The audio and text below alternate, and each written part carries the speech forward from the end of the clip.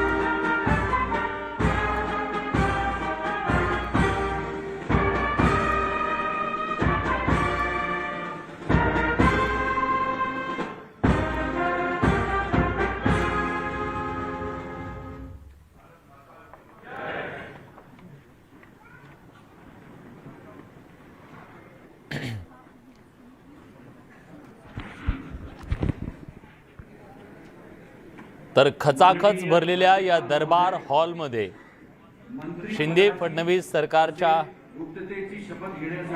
मंत्र्यांचा शपथविधी सोहळा पुढच्या काही क्षणामध्ये पार पडणार आहे। त्यांना आपला समोर शपथ घेण्याची परवानगी असावी।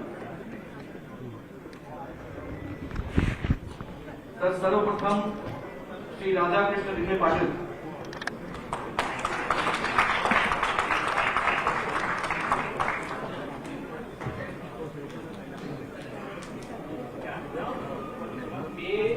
मी राधाकृष्ण एकनाथराव विखे पाटील ईश्वर शास्त्र शपथ घेतो की कायद्याद्वारे स्थापित झाले आहे अशा भारतीय संविधानाबद्दल मी खरी श्रद्धा व निष्ठा बाळगीन।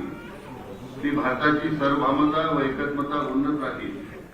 मी महाराष्ट्र राज्याचा मंत्री म्हणून माझी कामे निष्ठापूर्वक बुद्धीने पार पाडीन आणि संविधान व कायदा यानुसार सर्व तऱ्हेच्या लोकांना मी निर्भयपणे व निष्ठुरपणे तसेच कोणाच्याही विषयी महत्वभाव किंवा अभ्यास बाळगता न्याय वागणूक देईन। मी राधाकृष्ण एकनाथराव विखे पाटील ईश्वर शास्त्री शपथ घेतो की महाराष्ट्र राज्याचा मंत्री म्हणून माझ्या विचारार्थ अन्याय किंवा मला न्याय होईल अशी कोणतीही बाब असा मंत्री म्हणून माझी कामे यथायोग्य पार पाडण्यासाठी आवश्यक असेल तर ती खेरीज करून मी कोणत्याही व्यक्तीला किंवा व्यक्तींना प्रत्यक्षपणे व अप्रत्यक्षपणे कळवणार नाही किंवा त्यांच्याकडे उघड करणार नाही।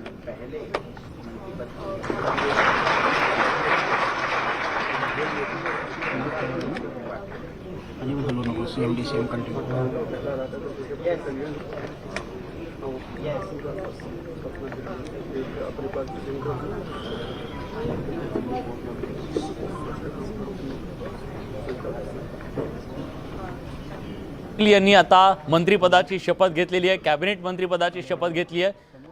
विधिमंडळातले अतिशय सिनियर नेते म्हणून त्यांच्याकडे ओळखलं जातं। राज्याच्या शिक्षण मंत्र्यांची जबाबदारी सुद्धा त्यांनी सांभाळलेली आहे। आधी ते काँग्रेसमध्ये होते, काँग्रेसच्या विरोधी पक्षनेते पदाची जबाबदारी सुद्धा त्यांनी सांभाळलेली आहे।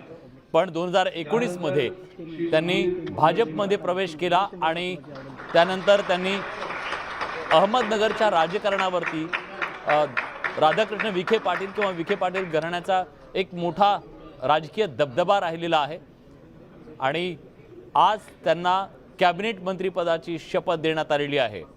शिंदे फडणवीस सरकारमध्ये पहिले मंत्री ते बनलेले आहेत ज्यांनी आज कॅबिनेट मंत्रिपदाची शपथ घेतली।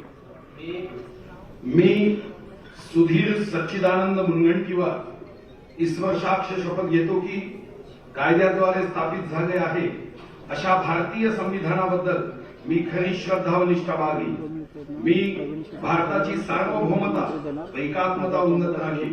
मी महाराष्ट्र राज्याचा मंत्री म्हणून माझी कामे निष्ठापूर्वक व शुद्ध बुद्धीने पार पाडली आणि संविधान व कायदा यानुसार सर्व तऱ्हेच्या लोकांना निर्भयपणे व निस्पृहपणे तसेच कोणाच्याही विषयी ममत्वभाव किंवा आकस न बाळगता न्याय्य वागणूक देईल. मी सुधीर सच्चिदानंद मुनगंटीवार ईश्वर साक्ष शपथ घेतो की महाराष्ट्र राज्याचा मंत्री म्हणून माझ्या विचारार्थ आणली जाईल किंवा मला ज्ञात होईल अशी कोणतीही बाब असा मंत्री म्हणून माझी कामे यथायोग्य पार पाडण्यासाठी आवश्यक असेल ते खेरीज करून एरवी मी कोणत्याही व्यक्तीला किंवा व्यक्तींना प्रत्यक्षपणे वा अप्रत्यक्षपणे कळवणार नाही किंवा त्यांच्याकडे उघड करणार नाही.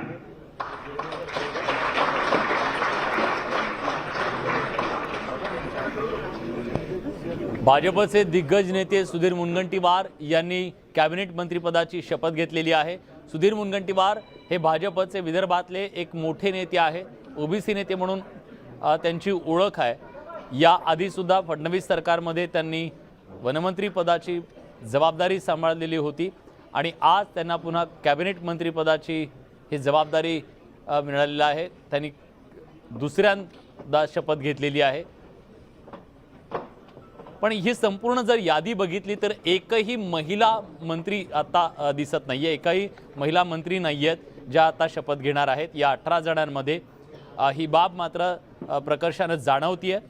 त्याचबरोबर आता जे मंत्री घेत आहेत ते माजी मंत्री राहिलेले बऱ्याच जणांचा समावेश या सगळ्यामध्ये दिसतोय.